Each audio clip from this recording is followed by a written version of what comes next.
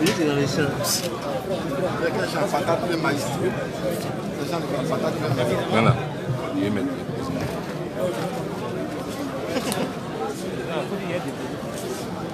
Madame Yves Babo, première dame de Côte d'Ivoire.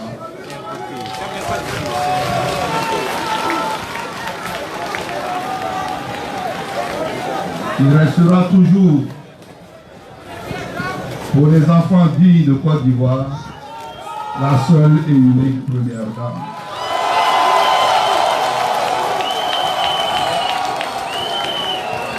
Monsieur le secrétaire général du FPI, Mesdames et Messieurs les ministres, honorables chefs, honorables invités, Mesdames et Messieurs les responsables de partis politiques, amis, camarades militants et militantes, Mesdames et Messieurs, la plateforme politique Ensemble pour la démocratie et la souveraineté, EDS, dirigée par le président Georges Armaounien, que je représente aujourd'hui, voudrait, par ma voix, s'honorer de votre présence massive à ce meeting qu'elle organise à l'initiative du Front populaire ivoirien. Nous sommes là ce matin pour partager avec vous nos espoirs en une réconciliation nationale en Côte d'Ivoire. Avant de continuer mon propos, je voudrais, chers amis, chers militants et militantes, chers Ivoiriens, vous féliciter pour cette mobilisation.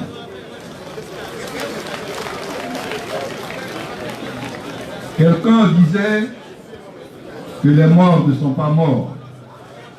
Et ils sont là, au coin de la rue, à côté de nous, derrière la porte. C'est pour ça que je me permets de dire qu'entre nous, qu'au milieu de nous, ici, aujourd'hui, se trouve le doyen Bernard Radier et le président Abdraman Sangaré.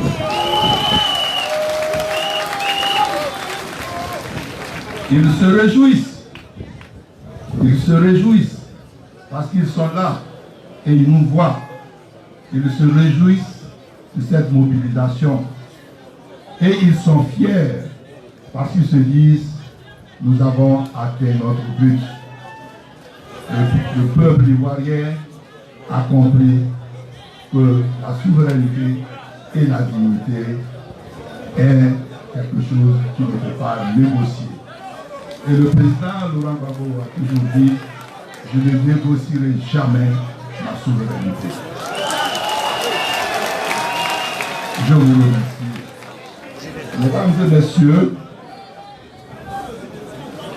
depuis la crise dite post-électorale de 2010, dont nous connaissons tous les suites judiciaires, politiques et sociales, on ne peut pas dire que la Côte d'Ivoire va bien. Elle va même très mal. En 2011, le contentieux électoral qui s'est mué en un conflit armé a occasionné des dizaines de milliers de morts, l'arrestation et la déportation du président Laurent Gbagbo à La Haye, l'exil forcé de milliers d'Ivoiriens, l'arrestation de plusieurs centaines de nos militants, sympathisants et des éléments des forces de défense et de sécurité. Cette situation s'est davantage détériorée sous la gouvernance des tenants actuels du pouvoir, où l'on assiste à une mauvaise gestion des libertés, à un grave recul des acquis démocratiques qui se traduit par l'organisation d'élections dans des conditions antidémocratiques marquées par l'exclusion de l'opposition et qui enregistrent un taux de participation constamment inférieur à 15%.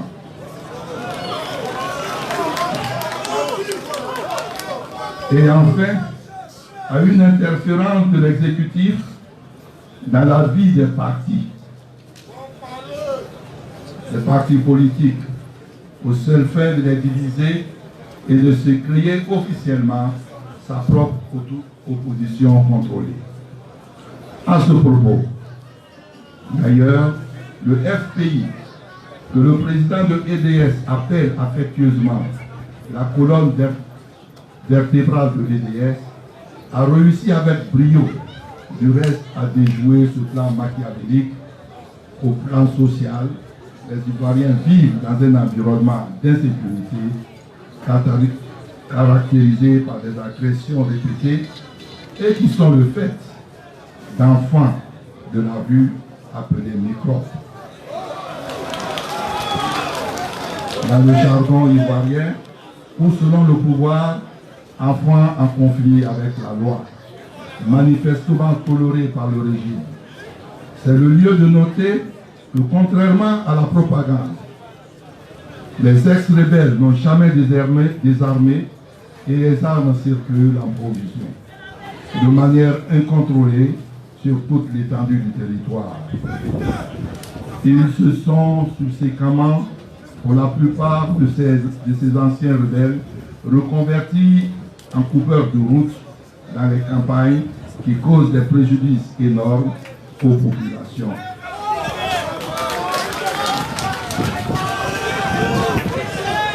Les récents affrontements intercommunautaires à Béoumi, dans le centre du pays, après plusieurs autres dans les villes et villages, qui se sont soldés par une dizaine de morts, plus d'une centaine de blessés et d'importants dégâts matériels, constituent une source de grande inquiétude quant à la cohésion sociale. La récurrence de ces conflits intercommunautaires,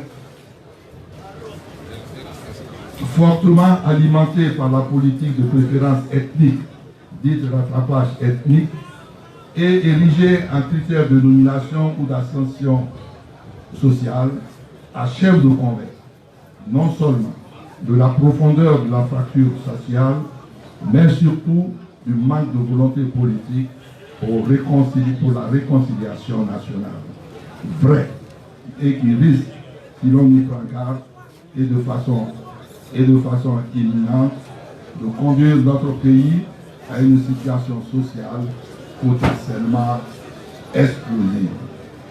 Mesdames et messieurs, outre les questions se rapportant à l'éducation, à la santé, à l'économie et aux jeux politiques qui sont en souffrance, je voudrais succinctement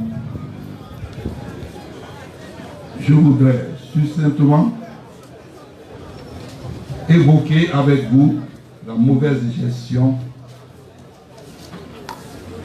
de l'environnement qui constitue non seulement des sources de conflits entre communautés, mais aussi et surtout une grave menace contre la survie collective des Ivoiriens.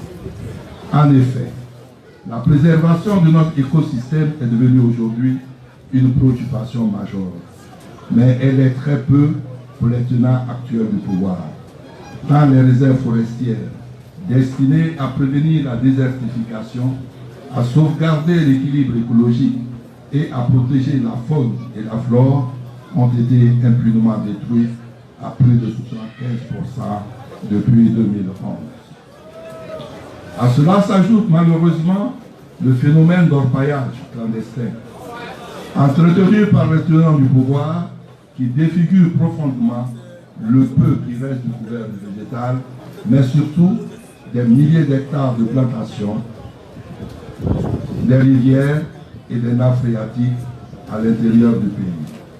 Mesdames et messieurs, il convient de noter avec regret et consternation que sous la gouvernance actuelle, les tenants actuels du pouvoir, la démocratie est en net recul.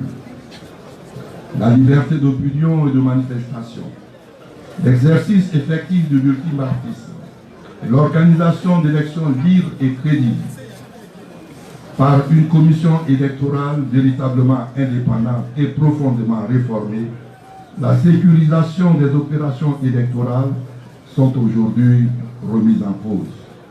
Vous en conviendrez avec moi que devant un tableau aussi sombre qu'inquiétant que présente l'état de la nation, il a lieu de nous inquiéter fortement de l'issue des joutes électorales à venir, particulièrement la présidentielle de 2020, qui cristallise en ce moment le débat politique en Côte d'Ivoire. De notre point de vue, les prochaines compétitions électorales ne peuvent se dérouler convenablement dans un environnement sociopolitique, ne peuvent se dérouler convenablement que dans un environnement sociopolitique apaisé et sécurisé. C'est pourquoi nous appelons de tous nos voeux la véritable réconciliation des filles et des fils de Côte d'Ivoire qui passe par le retour de notre référent politique, le président Laurent Gbagbo.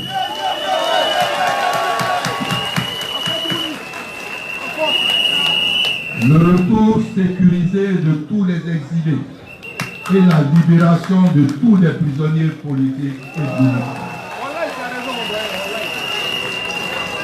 Et cela n'est pas négociable.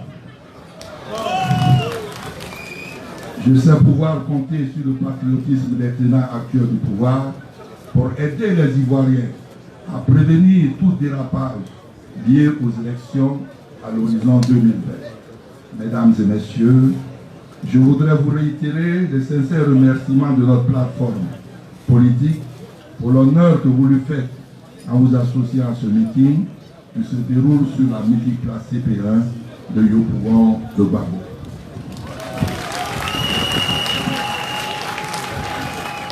Mesdames et messieurs, merci de votre aimable attention et vive la réconciliation nationale, vraie en Côte d'Ivoire, qui passe inéluctablement par le retour très prochain du président Laurent Gbagbo sur la terre de ce.